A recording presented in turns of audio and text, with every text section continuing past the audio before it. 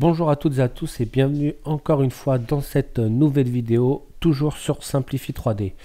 Alors pourquoi aujourd'hui encore une vidéo sur Simplify 3D? Tout simplement parce que, eh bien, il y a une petite technique que je voulais vous montrer et franchement, ça mange pas de pain. Puis honnêtement, c'est bien pratique.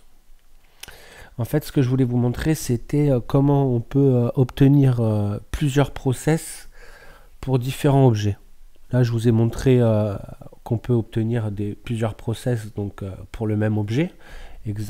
Par exemple, pour ce Bouddha Homer, on pourrait très bien lui dire de se faire découper ici avec un taux de remplissage, ici un autre taux de remplissage, pareil pour le cou, et pareil pour le visage. Donc on pourrait voir 1, 2, 3, 4, au moins 4 process différents. Donc là aujourd'hui c'est pas le sujet, hein. Je vais pas vous montrer cette manière-là. Ce que je voudrais vous montrer c'est comment on peut avoir plusieurs process pour plusieurs donc objets différents ou non sur le plateau. Donc là en général je vais aller dans mon process, je vais dire bon là je suis à 40, hein, je reste comme ça, je peux baisser un peu, allez hop, on va se mettre à 30. Voilà, ok. Là, je vais faire une préparation à l'impression. Donc là, on a bien notre process qui a été fait.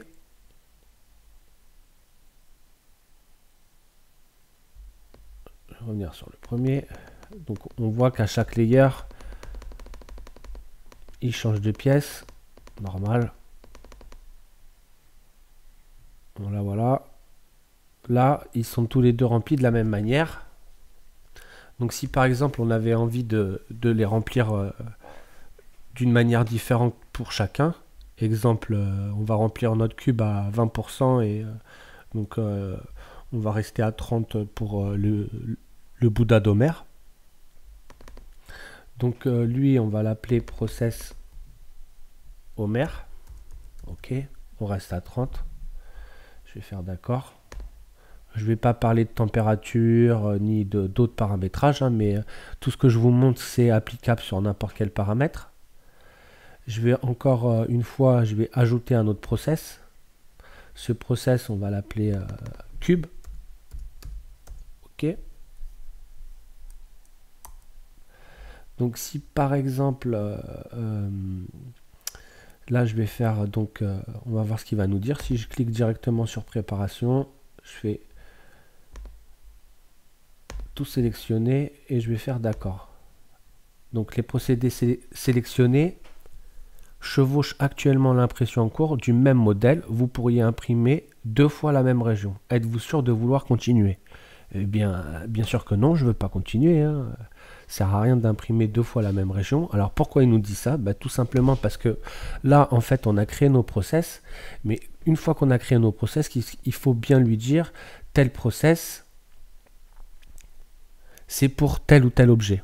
Donc ça, c'est notre process d'Homer. Donc on va modifier les paramètres du procédé. Donc j'ai bien ma fenêtre Homer qui est ouverte du process. Je vais aller chercher sélectionner des modèles. Ne rien sélectionner. Sélectionner Homer modif.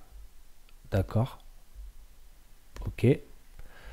Je vais sélectionner mon autre process. Je vais faire la même chose. Je vais faire modifier les paramètres du procédé. Ou double-cliquer, hein, bien sûr, sur le process cube. En bas à gauche, je vais faire sélectionner des modèles. Donc lui, il me sélectionne les deux à chaque fois. Donc je peux soit faire comme ceci en cliquant directement pour désélectionner ou appuyer sur ne rien sélectionner. Et après, je vais chercher donc mon objet pour mon process. Maintenant, je vais faire d'accord. OK. Et on va refaire une préparation à l'impression.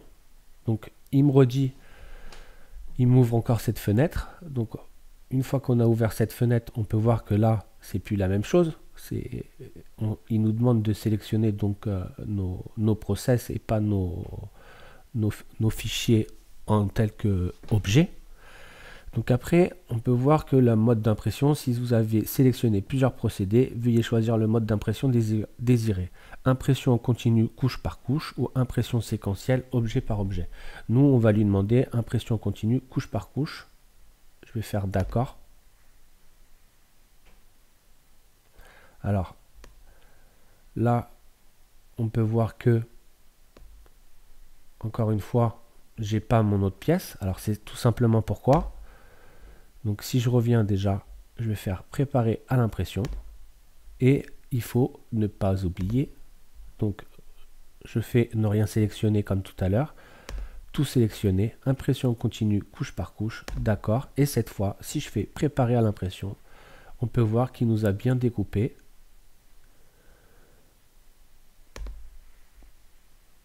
Nos deux pièces. Et si j'appuie sur process actuel, chacun a sa couleur, donc chacun a son process. Donc je vais revenir, je vais me mettre sur le premier. Donc on lui a demandé couche par couche. Donc là on peut voir que il a commencé donc par la couche d'Homer. Il fait le cube, et ainsi de suite, hein, couche par couche. Donc aussi, ce que je peux faire, c'est prendre ce process-là et le déplacer au-dessus du cube, au-dessus du process d'Homer. Donc en fait, on peut déplacer donc, nos process dans l'onglet procédés. Hein.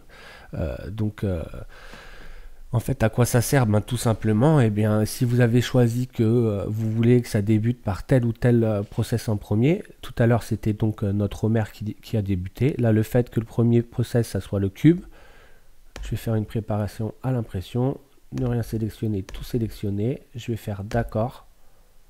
Et là, je reviens à 0 et on peut voir qu'il commence donc par notre cube.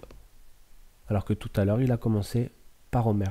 Donc vous pouvez voir que ça aussi, ça a son importance. Donc en fait, vous pouvez déterminer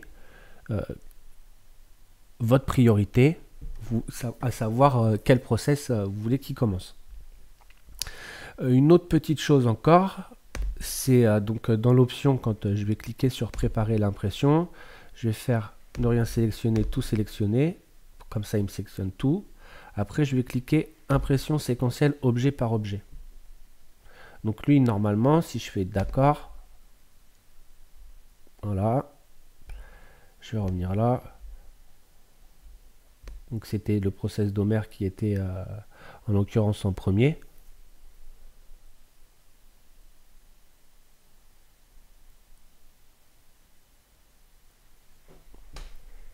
Là tout à l'heure, en fait, on a bien vu que dans notre fenêtre, il faisait donc sélectionner couche par couche. Donc lui, il fait sa couche, il va à l'autre objet, il fait sa couche, il va à l'autre objet, il imprime l'autre objet, il fait sa couche, etc., etc.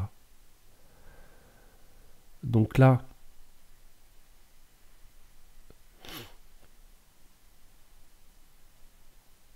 voilà.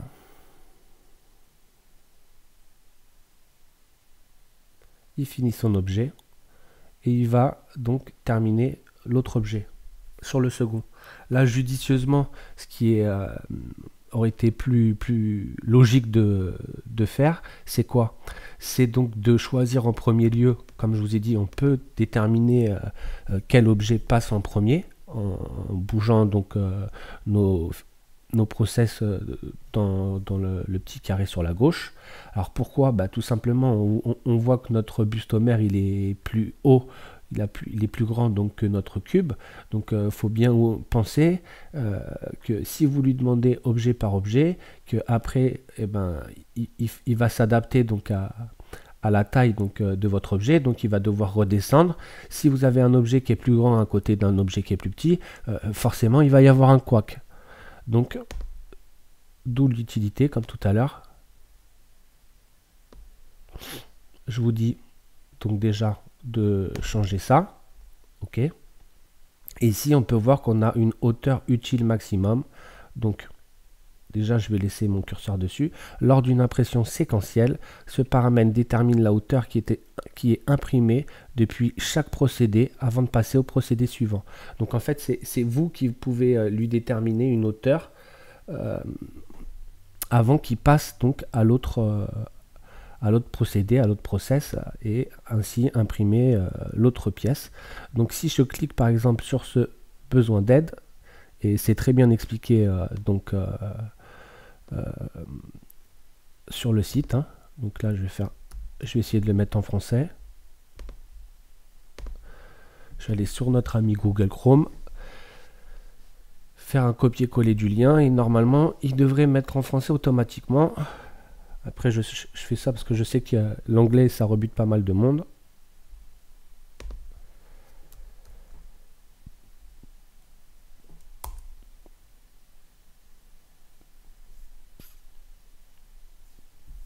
N'hésitez pas à aller consulter toutes ces petites choses là quand il y a marqué besoin d'aide avec ces paramètres, ou comme je l'ai montré dans d'autres vidéos, de sélectionner une petite fenêtre comme ça avec son curseur, et vous avez un petit texte qui vient par-dessus et vous explique exactement la spécificité de l'option. Ok, alors donc voilà, donc impression multipièce, et là tout ici vous avez chaque mode d'impression expliqué. Donc process multiple, en continu,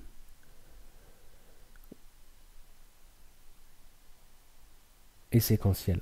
Donc en fait l'utilité d'objet par objet, c'est bien sûr d'éviter le déplacement. Et si vous évitez le déplacement, eh bien on aura ici, cela réduit considérablement la quantité de mouvement donc entre les modèles, ce qui se traduit par une finition de surface beaucoup plus propre, donc une finition de vos objets encore plus propre que d'habitude, vu qu'il n'y a pas tous ces déplacements. Donc ce que je vous disais tout à l'heure, c'est par rapport donc à votre extrudeur, comment vous êtes monté, si vous avez des ventilos sur le côté, etc. Bien, de bien penser à comment vous avez donc organisé vos pièces. Hein, on peut voir ici, là par exemple sur cette photo, le ventilateur qui passe juste à côté. Et là, donc la pièce, elle a été déplacée. Donc ça c'est important aussi de bien positionner vos pièces quand vous en avez plusieurs donc sur le plateau. Donc n'hésitez pas à lire toute cette petite partie qui vous dira des petites astuces par rapport à ce que je viens de vous expliquer. Maintenant c'est exactement la même chose que je viens de vous expliquer, en l'occurrence qui parle également de bien positionner ces pièces. Et si par exemple comme celle-ci, l'idéal ça aurait été par exemple de prendre notre outil et de déplacer soit celui-là comme ça, ou de le mettre celui-là au milieu, de prendre le cube et de le mettre derrière au lieu qu'il soit à côté. Alors après moi je parle pour la configuration de ma machine. Ok, donc voilà, je vous ai montré comment faire plusieurs process, l'importance de pouvoir leur changer leur place, savoir qui est qui en premier. N'oubliez pas de, si vous faites plusieurs process comme ceci, eh bien avant de faire votre prépa à l'impression, de bien sélectionner dans le process que vous avez créé pour lui attribuer donc tel ou tel objet. Je vous remercie encore de m'avoir regardé, et surtout n'hésitez pas à laisser des commentaires, n'hésitez pas à liker la vidéo, et n'hésitez pas aussi à vous abonner. Et dans les commentaires, pareil, mettez-moi si vous avez des envies particulières pour de prochaines vidéos. Donc je vous remercie encore une fois, et je vous dis à très bientôt dans une prochaine vidéo. Merci beaucoup, au revoir.